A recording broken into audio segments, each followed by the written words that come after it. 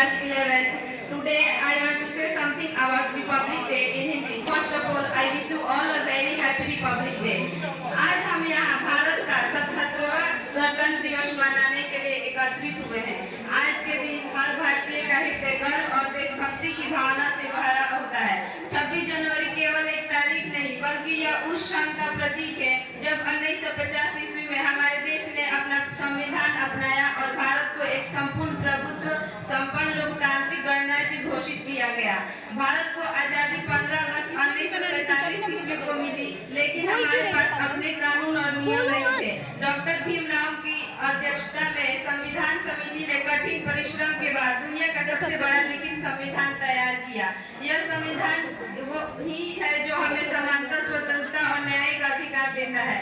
गणतंत्र का अर्थ है देश का प्रमुख वंशानुगत नहीं होगा, बल्कि जनता द्वारा चुना जाएगा। आज हम जिस स्वतंत्र हवा में सांस ले रहे हैं, उसके पीछे महात्मा गांधी, भगत सिंह, सुभाष चंद्र बोस और सरदार पटेल जैसे अनेक स्वतंत्रता सेनानियों का बलिदान है। हमें आज उनके त्याग को नमन करना चाहिए।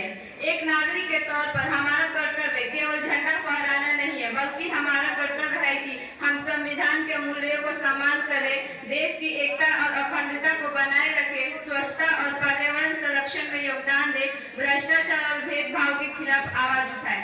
साथियों, आज जब हम 2026 में यह गणतंत्र दिवस मना रहे हैं, तो भारत के पास गर्व करने के लिए कई नई और ऐतिहासिक कारण है। आज भारत केवल चंद्रमा और मंगलयान तक सीमित नहीं है, बल्कि हमारे गगनयान मिशन ने भारतीय अंतरिक्ष यात्रियों को अंतरिक्ष में भेजकर भारत का नाम उन चुनिंदा देशों में शामिल कर दिया है जो मानव युक्त अंतरिक्ष मिशन भेजने में सक्षम है। साल 2026 भारत के लिए आर्थिक रूप से एक मील का पत्थर है। हम दुनिया की तीसरी सबसे बड़ी अर्थव्यवस्था बनने के अपने लक्ष्य के बेहद करीब पहुंच चुके हैं, जो हमारे बढ़ते बुनियादी ढांचे और डिजिटल क्रांति का परिणाम है। पंचामृत लक्ष्यों की ओर बढ़ते हुए आज भारत नवीकरणीय ऊर्जा और ग्रीन हाइड्रोजन के क्षेत्र में दुनिया का नेतृत्व कर रहा है, जो आने वाली पीढ़ियों के लिए एक सुरक्षित भविष्य सुनिश्चित कर रहा है। आज हमारे गांव तक पहुंचा 5G 6G नेटवर्क और देश के कोने कोने में जोड़ते आधुनिक एक्सप्रेसवे और वंदे भारत ट्रेन यह दर्शाती है कि विकसित भारत का संकल्प अब धरातल पर उतर रहा है। 2026 का यह गणतंत्र दिवस हमें याद दिलाता है कि हम एक विकसित भारत के निर्माण की ओर तेजी से बढ़ रहे हैं।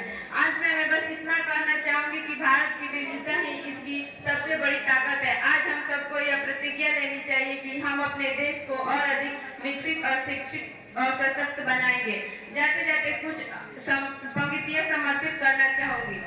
न जियो धर्म के नाम पर, न मरो धर्म के नाम पर, न जियो धर्म के नाम पर, न मरो धर्म के नाम पर, इंसानियत ही है धर्म वतन का, बस जियो वतन के नाम पर, बस जियो वतन के नाम पर।